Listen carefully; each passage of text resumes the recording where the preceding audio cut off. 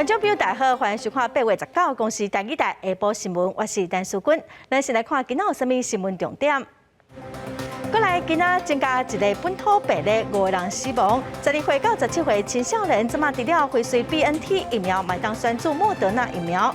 因为疫情，今年上半年民众风头愈开，金额比去年同期增加1亿，加上民众的个人资料嘛受到诈骗。香港警察以违反国安法甲4个香港大学学生抓起来，今仔台湾的学生跟民间团体谴责红色恐怖，呼吁赶紧放人。新闻开始，咱来看，过来今仔敢若有一个本土病例是伫新北市，有5个带病入境的案例，有5个人死亡。另外，台电的烧毁事件，早起指挥官陈时中跟王必胜，嘛拢到台电大楼实地去了解。陈时中表示，目前台电大楼无个新增加病例。之前确诊的有新的员工哦，伊个读幼稚园囡仔嘛确诊，所以幼稚园停课3日。咱来听指挥中心伫下晡上届新的说明。那本土病例1名那是在新北市。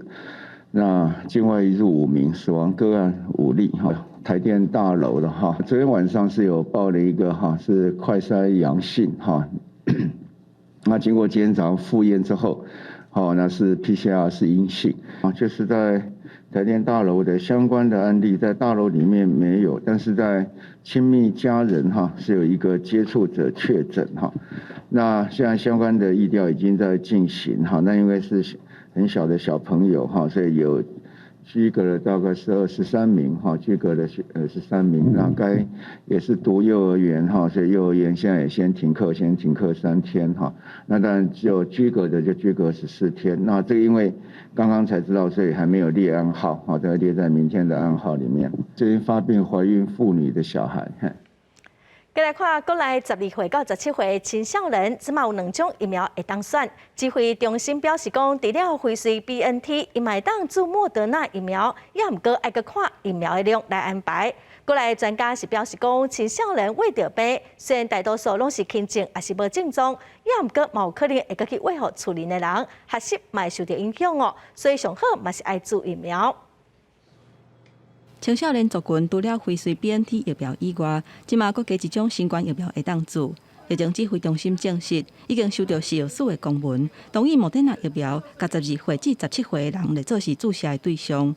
针对这点，国内专家表示，虽然青少年染病了后，大部分是轻症或者是无症状，不过真有可能会甲病毒带转去厝内，造成家庭的烧毁，嘛影响学习，也是有注疫苗的必要性。因为学生得到感染以后会传给家人，家人又可能会传给其他学校的同学，所以会变成一个社区的传染链。不过专家嘛提醒，无论是辉瑞 BNT 或者是莫德纳，这类 mRNA 疫苗对20岁至30岁的少年人来讲，较会引起心肌炎等等的副作用。对青少年族群，敢会有类似的情形，要该观察。心肌炎的这个顾虑还是在的，它在上市以后可能还是要再继续追踪，说12到17岁是不是也有比较高的比例产生心肌炎。另外，国际上新的研究发现讲，儿童的呼吸道内底对抗新冠病毒的免疫反应比大人较好，就算是感染，消灭病毒的速度嘛比大人较紧。专家认为讲，青少年的免疫反应较强，注过疫苗了后，嘛会比大人产生较强的保护效果。若青少年当时会当注莫德纳，指挥中心表示，爱等专家会议了后再来做决定。记者综合报道。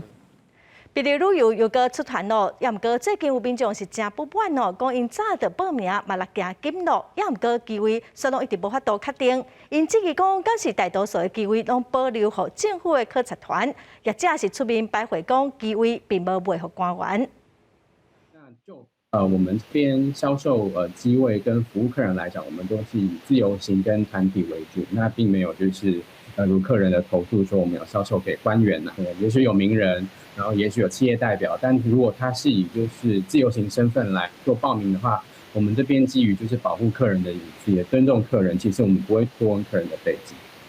针对别流旅游的纠纷哦，华航是强调讲，若是旅行社无摕到华航的机位，煞家己去买，也是向旅客来收定金，引起旅行社甲消费者的纠纷，这是应该由旅行社家己来处理。再来看降做2级境界，餐厅必须爱有假帮哦。高雄阁要求讲爱用模拟型，三面拢爱有假帮。昨高雄小港有一间餐厅，有民众就检举讲餐厅无做假帮，头家是对检举的民众大细声。高雄卫生局是表示哦，业者违法会当罚15000块。反正警察出现热炒店的人客未检举民众讲伊收过盐，但民众真正看袂落去，因为全国防疫警戒虽然降到2级，嘛开放餐厅会当食饭，但是也是需要假帮。所以民众18号暗时看到小港区这间热炒店完全无遵守规矩，立即请店家停止让顾客用餐，并告知店家及现场用餐客人已违反防疫相关规定。警方表示，到现场发现民众伫室外用餐，桌顶无假帮，一大堆人嘛无采取着梅花座，保持安全距离，甚至10个人伫同一块桌食饭，已经违反规定。没有隔板站起来的时候，也在非用餐时间没有戴口罩，警察局、卫生局会依法开罚。有许多的一些个案都是跟脱下口罩一起聚餐有相关的一些传播风险，市民朋友务必要密切的配合。市府表示，内容的规定是无放松，民众若无听口劝，上悬会当罚3000到15000。为着防疫，阁卖了着钱，千万唔通以身来试法。记者王柳婷并交款个人报道。即卖疫情转好哦，国防部对8月份开始嘛开放阿兵哥入伍，区公所是表示无发烧就当去做兵咯。也毋过外界质疑讲，即款的防疫嘛上过凊彩咯。有立委是建议国防部讲阿兵哥应该爱先接受快筛，国防部是强调讲快筛是一定会做，嘛有防疫的相关规定，外界唔免伤烦恼。露营前却只有测量体温。我认为这样的措施是非常的不完善。邱先生就要去做兵，履行国民义务，刷点储备足疫苗的共同心声，烦恼限制染疫风险。国防部进前考虑疫情欠悬，暂停办理后备军情教育教职训练。即卖疫情转好，8月份中期疫苗定级。邱先生询问相关防疫措施得到的答案，说是只要无发烧就入营。露营的时候有没有要快筛？露营没有啊，没有要快筛。但是我们会询问，就是如果有发烧、咳嗽之类的，还有体温超过37度，部队都不拒收。3万人要去做新训了哈，他们需要做任何的筛检吗？我们是采跟中央的防疫政策一样，就是采精准筛检。根据内政部统计，今年8月到年底，至少会有3万人去做兵，其中替代役有8068人。这新兵放假会回去社区，替代役会去总统府、行政院市府服务。入伙这期新兵入伍进前，敢唔免安排快筛或者是PCR体检，确保营区袂加做防疫空棚咧。国军疫情指挥中心回应，只要官兵出现疑似症状，对启动后送机制，采取精准快筛。不过，即马却传出替代役基础训练第213推出，17者入伍，已经有5人出现家属的症状。判定为确诊个案的话，我们就会依照处置规定来去做办理。疫情调查、匡列隔离，然后核酸检验以及环境清消。总统蔡英文5日控就职宣誓表示，营区防疫真重要。不过国军无针对新兵入营采取全面快筛，是不是牵涉成本因素呢？国防部否认，表示将相关的意见甲内政部指挥中心讨论，滚动式检讨。记者综合报道。来看台东县争议真久的美丽湾三元海水浴场，县政府买回来了后，24要重新开放，人数限制上侪500个人。也毋过顶礼拜6礼拜南回艺术季哦，因为违反着防疫的规定，所以即马外界嘛真关心讲三元海水浴场相关的防疫规定是啥物？台东民众共同的记忆，三元海水浴场，县府重新伫咧美丽湾度假村的南边，整理出一个出入口木栈道，嘛安排户外洗浴的空间。由台东区渔会派6个救生员进驻伫遐，那相关的管理单位19会去现场做上尾的会勘，按算21日开幕，24正式免费开放入场。希望把海水浴场还给我们的台东县民，所以预计大概这个月的24号就会对外来做一个开放。好，县府规划海水浴场开放了后，会做人流的管控，以700-500个人伫海沙坡啊，毋过袂当收水嘛，袂当呛水味。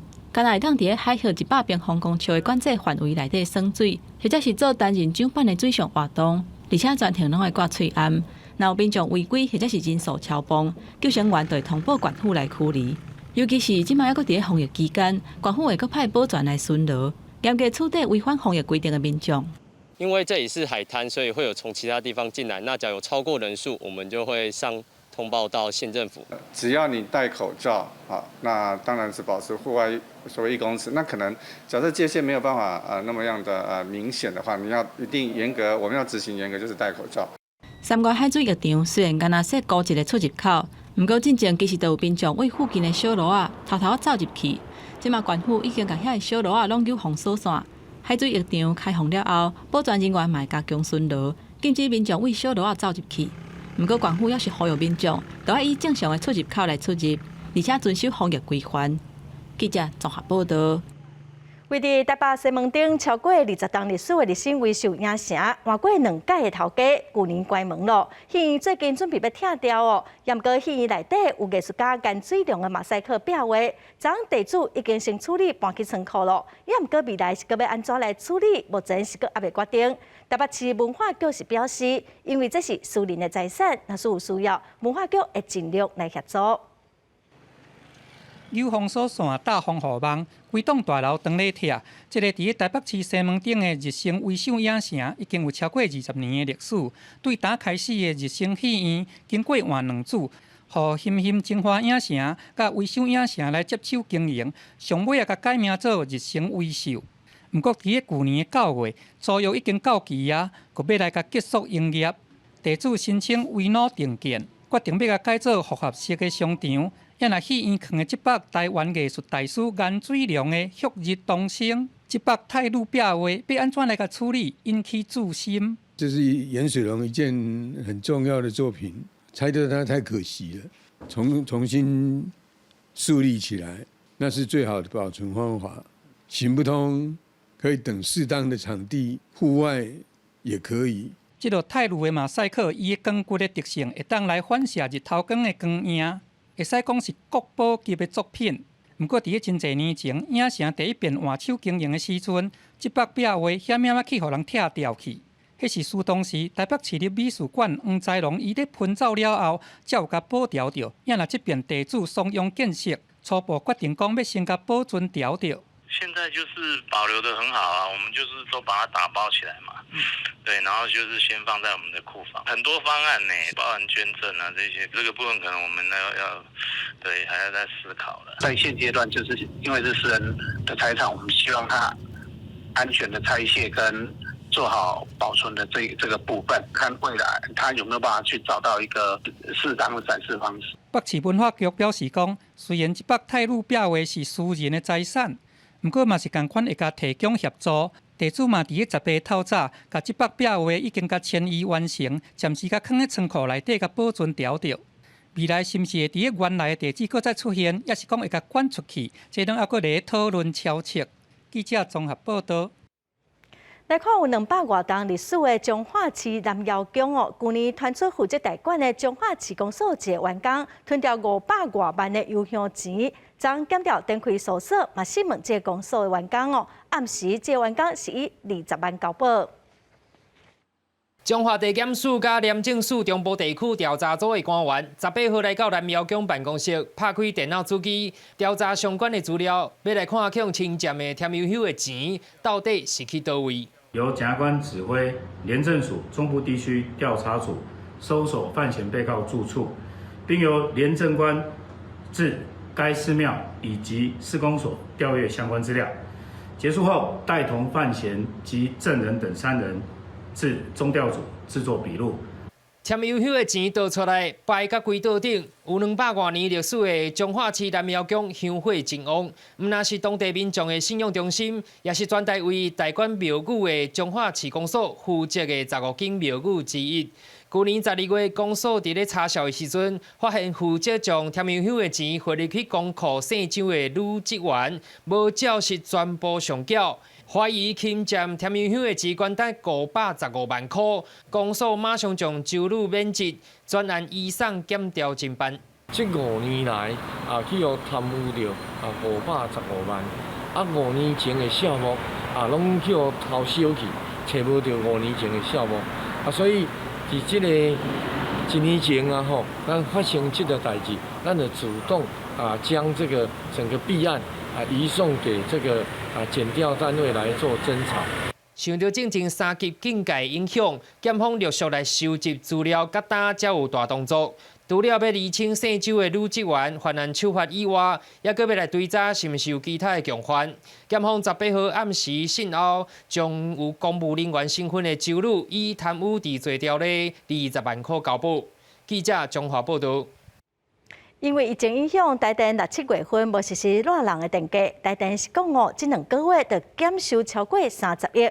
嘛传出讲10月份开始会针对一寡用电的大户，电价会起2%到3%。也毋过台电是强调讲，电费的调整拢是电价审议委员会来决定，佮交予能源局来评估，毋是台电讲要起就起。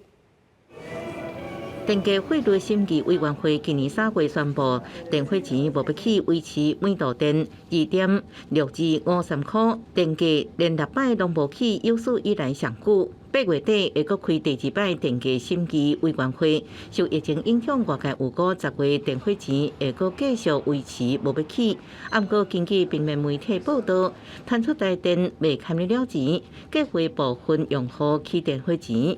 不过，台电只表示，因为热天电价暂缓实施，6月、7月确实出现30外亿低收电费钱情形。另外，是毋是要起价，毋是台电讲就煞。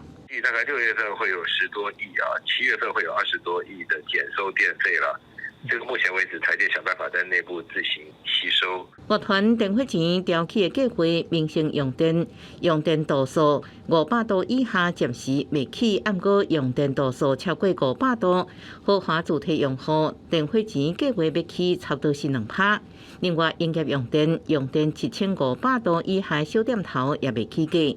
制作业亲像大工厂超高压用电户，计划起3.3%到3.5%。当说明年的2月份过年以后比较大家能够接受有的是2.5%，那最高是3%，这可以考虑，平均3%那个不得了，一个上限。那燃料价格占台电的整个发电的成本来讲，一直都还算蛮高的，所以它一定是撑不住的啦。涨3% 还是客气的。经济部能源局表示，电价是毋是调整由电价审议委员会讨论才来决定。强调现阶段疫情依然是上大无确定的因素，后续能源走势依然爱阁观察，请各界唔通想伤济。记者综合报道。股票一日内底买卖税率减半优惠，今年年底就到期。行政议会今仔决定讲1/1.5%的税率优惠要延3档到民国113年12月31日。今年前7个月的证交税收已经达到1708亿元，显见本措施相当程度达到提升市场交易量能及流动性的政策目的。本次修法将现股当冲降税措施继续延长3年，将有助台股持续活络，促进证券市场的长远发展，带动经济成长。行政院强调讲，税率相关的草案经过行政议会通过，就会送立法院审议。财政部卖甲金管会积极甲立法院的调野党团来沟通，希望会使赶紧来完成修法。因为疫情，电子商务的交易量是增加真多，也毋过联合信用卡中心的统计嘛发现讲，今年1月份到5月份，民众方头路开金额有6亿外比去年同期增加1亿。其中上直接发生的诈骗是透过手机短信还是电子邮件来骗民众的个人资料。这段时间以来，已经改变全世界生活方式。不过，国内联合信用卡处理中心嘛发现，网络诈骗比例嘛因为疫情开始增加。根据统计，国人的信用卡今年1月到5月早期通报金额差不多是6亿2900万，甲去年同一个时间的5亿1800万来比，增加超过1亿。其中电子商务类的早期金额个比例嘛拢是增加的状况。属于非面对面的我们就传统上是讲EC的一个诈欺通报金额占到大概98.5%，那去年同一期间大概才占了93.8%而且已经成为银行通报内容的主要的绝对多数那在疫情期间的一个情况呢，更加明显。各用诈骗的手段地点来分析，前5名分别是爱尔兰、美国、台湾、英国、新加坡，其中咱台湾是第一个排入去前3名，这是大家爱来注意的代志。其中电子邮件还有手机的诈骗是上侪的状况。被害人收到不明的简讯，然后点选进去，他误以为是真的银行网页，然后就将自己的身份证号以及使用者账号密码输入，然后其实这些都已经被嫌犯制作的假网页所车入资料。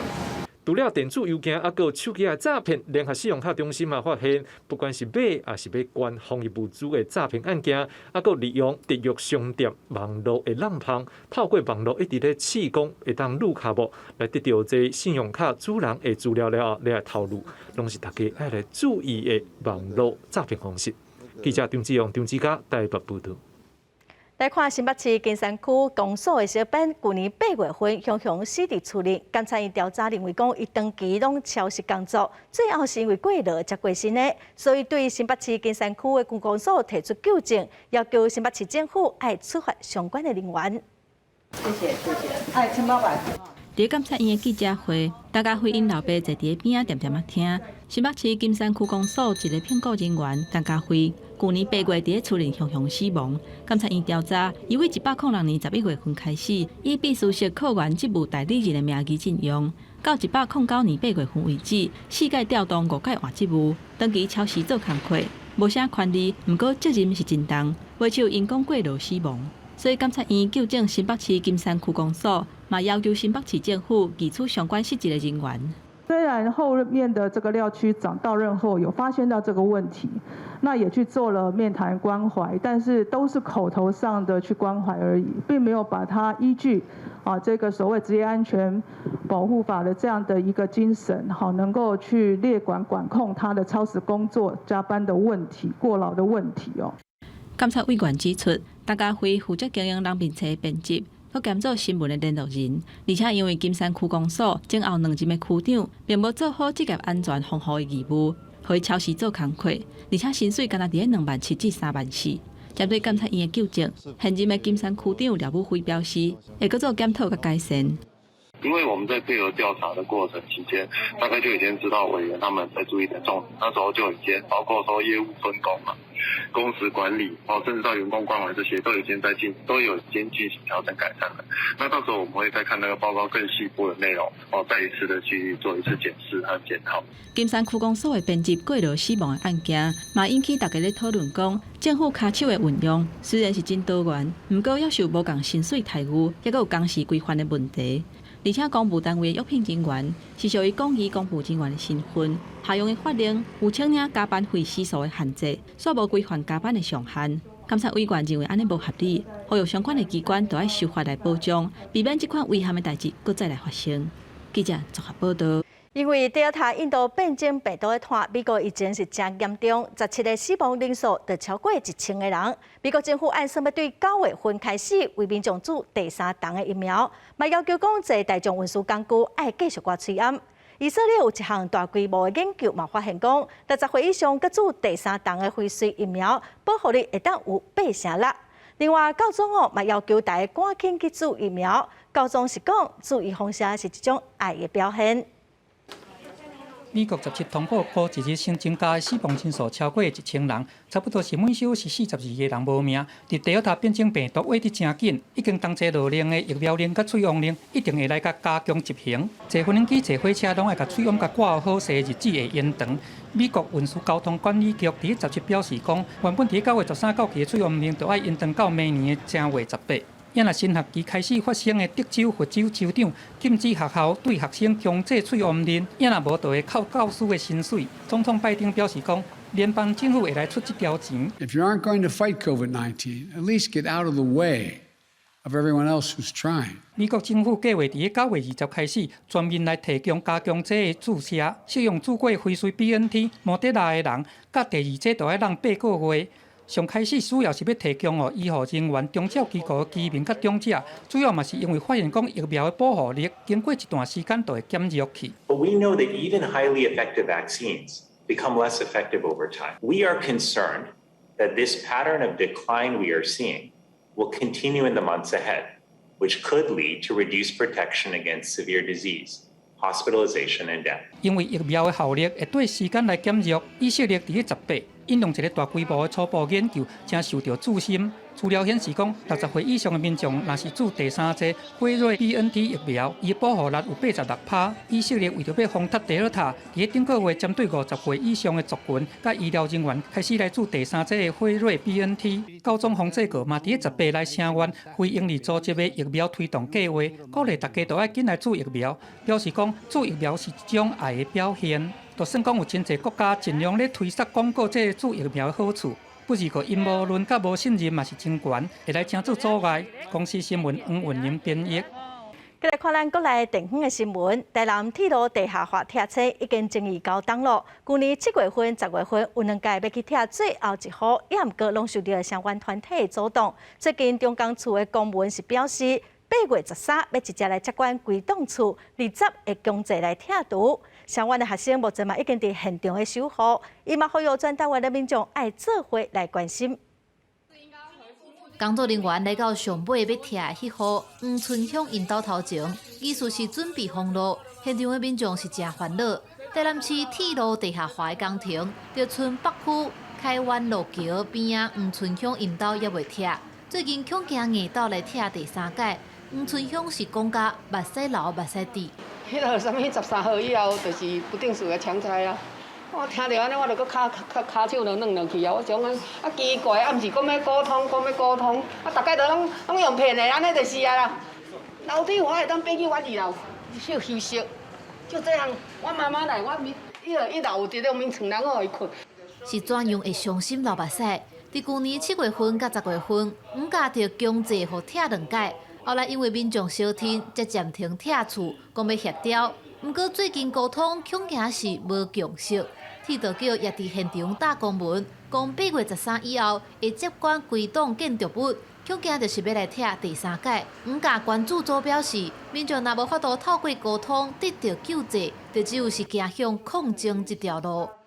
铁道局应该跟我们充分的沟通说，我们认为楼梯保留可以是重要的替代方案，而铁道局这样子非常强硬的做法，对我们来讲其实是完全的不愿意讲理，而不愿意厘清问题，而直接用强制的公权力直接来碾压人民。黄春乡也质疑讲，8月11才拄起行政院陈情，对方表示，伫交通部做出完整有根据的回应进程，拢未断水电甲拆厝。不过，伫记者交稿进前，有打电话予铁道局中钢处，是无得到回应。记者综合报道。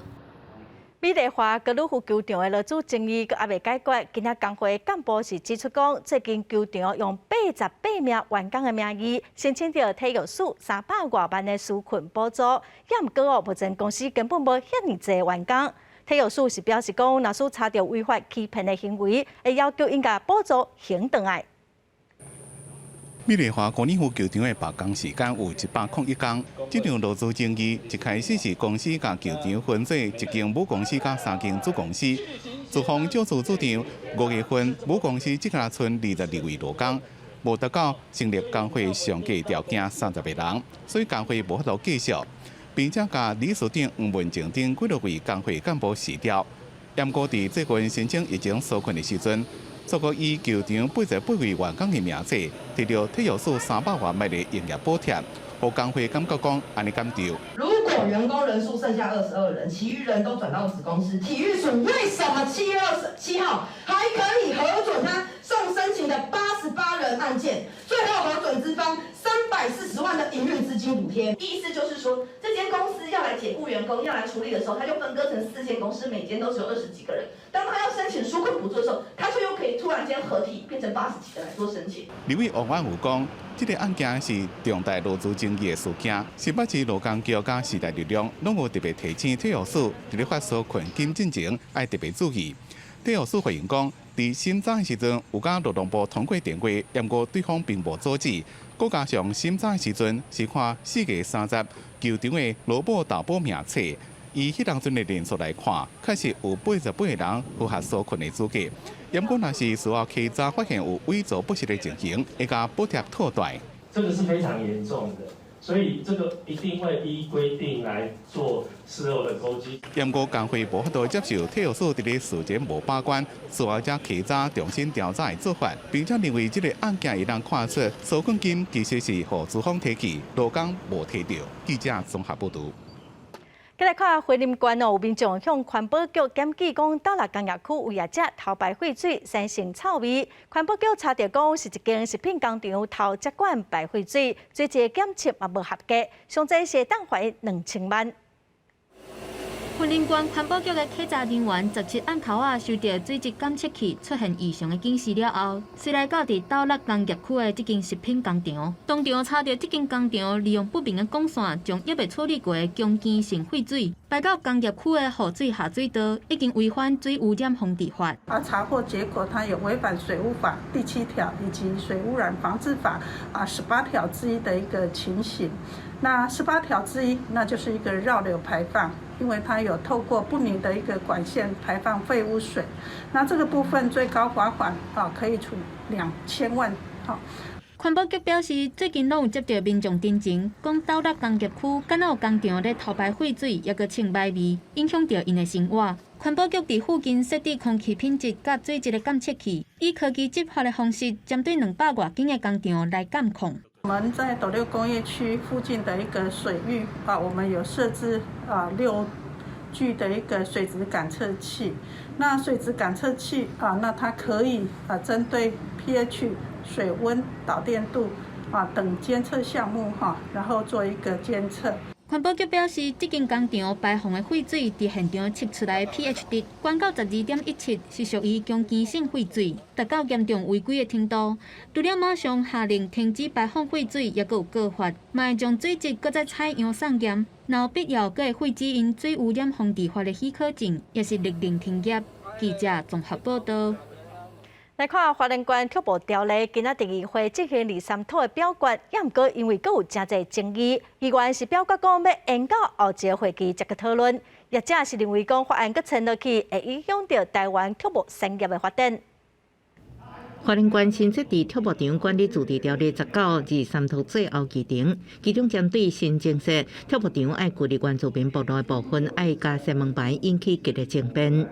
是搞族群分裂吗？原住民居住的地方不能够有门牌，平地人居住进去的地方可以。部落门牌这几个字拿掉，不含农舍，这样才公平啊！你让那些小农有一点空间可以养。县府农业处表示，新设置畜牧场爱2点头机关部落主体，无含农舍爱300公尺以上，其中会规定部落爱有门牌是为着测量基准，不过农地无考虑伫内底。我觉得它本来就是住宅区，那农地、农舍不一定有门牌，但也有部分有门牌，它可能走得光光。但农地为农用，这是农委会既定的一个政策。经济上过大议会最后透过表决，将畜牧条例延到下一个会期决审。畜牧业甲环团看法无同。我们一则以喜，一则以忧，因为呢，我们过去跟县政府打交道，就是发现说，我们不管跟他开几次会，他其实都是让你来说说，但是都不理你。越拖越久，对现在在申请的小农，这些真是影响非常大啦。旧的畜牧场，他们有的要翻新，这个区块不知道有没有受限。根据花莲县议会行政表，下一个会期按算伫9月中到9月底，县府表示这段期间会甲各方沟通。记者综合报道。蔡政府推动再生能源，重点来发展离岸风电，也毋过嘛引起真侪渔民的抗议，讲会影响到市场的生态。经济部能源局伫7月底嘛已经公布离岸风电相关的规定，也毋过环保团体是认为，伫这个法案中，除了禁建区，其他的所在拢开放予风电业者家己来选地点，这会造成生态的危机。发展绿能甲离岸风电，敢会当确保甲生态阁有渔业共存呢？能源局伫顶个月公布区块开发征址规划申请作业要点，阁有选项机制规划草案。但环保团体认为，现行的规划无法度保护渔民的权益，要求应该甲近岸的海域纳入高敏感的核心区，禁止开发，避免将来引发更较大的冲突。在这个部分呢，都禁建离岸的风场。那近岸海域到离岸8海里都应该要划为高敏感的核心区。环保团体呼吁离岸风场的开发应该甲渔业共存。另外，批评能源局的规划除了特定区域，差不多拢开放予厂商自由来选址。这种以风场上大化，毋是生态上大化的方向，恐惊予海洋保育的工作倒退路。除了禁建区之外，全盘开放给厂商自由选址这样的做法，恐怕已经违反再生能源发展条例的初衷了。特别是对于海洋保育而言，我们认为这一次的规划犹如在开倒车。款团认为，现有生态基础资料无够，无法度掌握各有倒位的海洋生态敏感区，无妨纳入禁建区。由能源局主导计划，甲海委会角色架空，使人烦恼。呼吁政府应该以生态做基础的用海原则来推动开发，避免破坏影响到未来世代用海的权益。记者林俊光报台北报道。昨香港警察以违反香港版的国安法，甲4个香港大学学生抓起来，因相当会防判10档的有期徒。今仔台湾学生联合会等真侪团体出面声援，因谴责红色恐怖，嘛呼吁香港政府赶紧甲学生放出来。4名香港大学学生因为捌伫会议上提出动议，因为应该用行动哀悼7月台警案的凶手，18号香港国安处抓去，以犯涉违反港版国安法第77条宣扬恐怖主义罪嫌逮捕，相当会面临5年以上10年以下有期徒刑。台湾学生联合会甲真侪团体表态声援，反对红色恐怖。这可以视作港府在屠杀一整个世代精英的表征。他们正在摧毁香港的校园，摧毁香港的下一代，也摧毁香港的未来。以国安法之名迫害异己的作为，非常类似1949年中共刚刚夺取政权之后，在全中国各地推动的一种血腥暴力的叫做镇压反革命运动。伫台湾的香港人，搁要伫香港的民间团体不满港府将手伸入去校园残害青年世代。文革2.0，红色恐怖重临香港。香港今天已经不是东方之珠，是一个东方的古拉格。而现在的香港，不但悼念烈士的自由被禁止，连心存感激的人想要发声，也会被禁言。香港终有一天会光复。港府民间团体即期，港大学生会当时已经检测会室内甲实质搁撤回议案，不过港警国安处人员也是抓人。所以呼吁港府马上释放这4位港大生，这是香港国安法实施以来，港警第一摆根据宣扬恐怖主义罪来抓人。佮表示会继续约见相关学生，无排除抓搁较侪人。记者综合报道。因为疫情，大龙店伫厝有袂少民众伫厝的食袂停，所以体重是增加袂少。国民健康署是提醒民众爱食磅体重、量腰围，因为统计显示讲，咱国中壮年的族群有将近一半腰围拢超过标准哦。这个人哦，就爱特别注意糖尿病这款代谢的疾病。62岁江女士过去有代谢症候群。不只是三观提升，腰围也超过标准。伫医所建议用药之下，展开生活习惯调整，包含逐工运动、饮食习惯也全部改变。我不吃油炸的食物，那也减少吃那个含糖的饮料。即便呢跟同事的一个聚会呢，我都会尽量选择无糖或者是减糖的这样的饮料。药物甲改变生活习惯，江女士成功瘦落来，血糖稳定，精神体力也佫较好。国民健康署提醒，最近个人因为防疫居家工作，若是坐久无运动，饮食佫无控制，腰围不知不觉就变粗，较会正做代谢症候群的一员。得到心血管疾病甲糖尿病风险就增加。不好好的严加控制，将来它比一般人罹患心脏及脑中风疾病的部分会有2倍以上，然后高血脂、高血压的部分大概有3到4倍以上。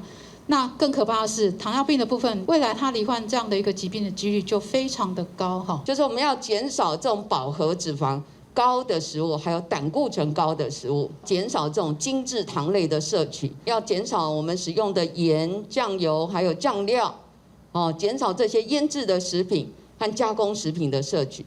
经过国建署统计，国内成人每10人到3.6人是代谢症候群，将近5成中壮年。腰肥伤过粗，若无好好控制，未来会是慢性病高风险族群。建议个人养成逐工量体重加腰肥的习惯。若是男性腰肥超过90公分，女性腰肥超过80公分，就算超过标准，都要特别注意。记者综合报道。用母语写出台湾的故事，长的时间，咱来看最近有一套奇幻真台湾的有声册，就是用台语来写出3篇台湾流传真久的鬼仔故，佮用台语来讲这个故事，咱做伙来看卖。发生伫詹文溪的百足情人夜光灯传说，上后找物件的虎蛇西罗灯利牙。阁有用马戏团的摇白彩，一篇一篇精彩的囡仔故，即阵会使透过有声绘本来认捌。李爷是新明的嘉靖将军，虎蛇西罗殿的李爷上爱甲囡仔耍美小吹啊。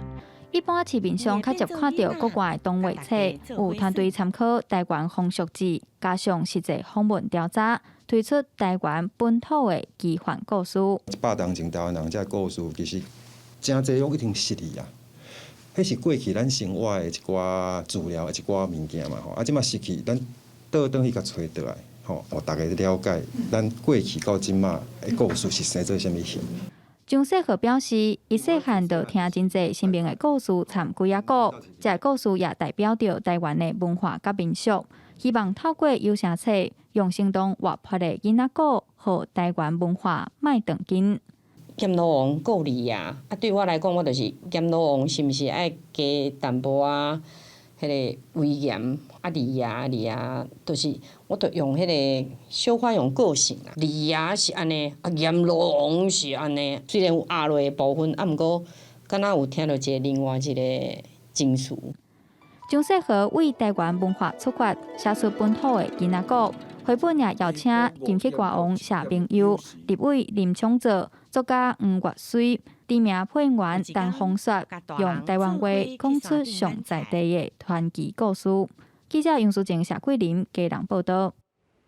来看国家人权博物馆甲一向正关心人权的画家林丁美斗阵合作，邀请民众伫网络顶头画图，甲对香港的祝福画出来。有日本的画家嘛来赞声，希望讲互各在坚持争取民主自由的香港人支持的力量。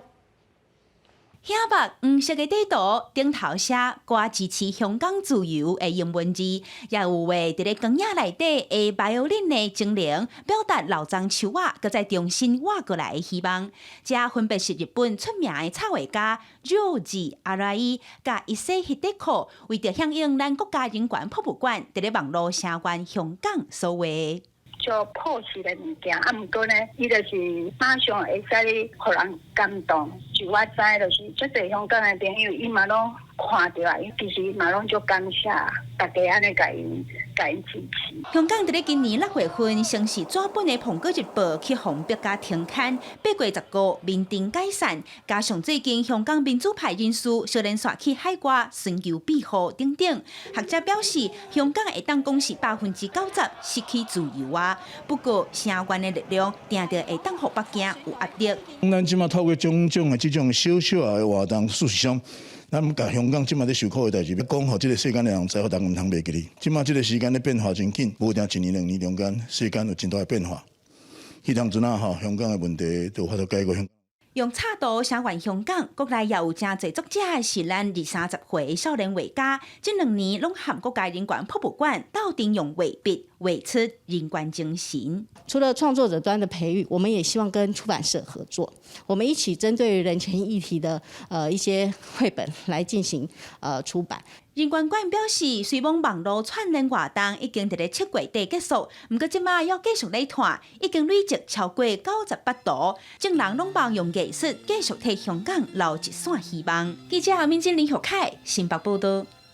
来看一个19岁查囡仔，伊使轻型运动飞机开始环游世界旅行哦，伊拍算要用3个月时间飞52个国家。把所有需要用品坐入去驾驶舱，这个有英国甲比利时相定国籍的19岁查某囡仔，伊就要来驶这台超轻型的运动飞行机来去射全世界。18伊对家乡比利时库特来出发，开始这段旅程。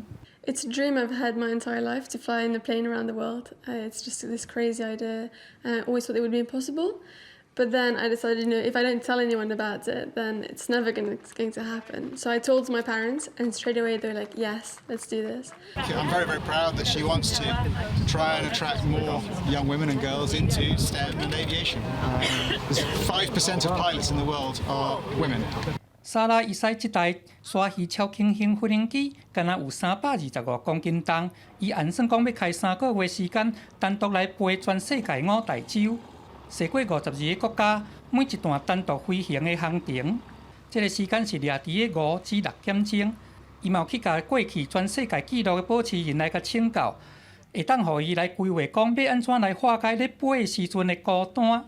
So whilst I'm flying, I can listen to music. Sadly, I can't watch movies, but I've got music lined up. I've got podcasts lined up, so hopefully that should keep me busy whilst I'm up in the air for 5-6 hours at a time. 伫个飞期间，就要保持较无闲咧，这就是伊上介好的朋友。莎拉佫表示讲，完成这段梦想了后，伊要去大学来读电脑科学甲电机工程，来完成伊人生的后一个目标，会当来争做一个真正的太空人。公司新闻郑依仁编译。美国最近有一款新型的机器人哦，啥物困难的动作，这机器人拢做会到，咱做伙来看卖。倒架横跳快速通过下高障碍，波士顿动力公司的机器人亚特拉斯的新影片展现跑酷选手溜达新手，面对极限体力王的障碍地形，无论是落大力远跳、10几公分宽的平衡木，拢会当做到。但步无稳，也佫会当家己修正平衡。两具机器人最后以2个向后爬练等完美落地。也佫真漂泊，拍掉身上的涂粉。这款的研究，毋但是互观众看了欢喜，也是为了替工程师最佳化控制甲监督系统。First, how do we build a high power density mobile robot that's capable of extended athletic behavior?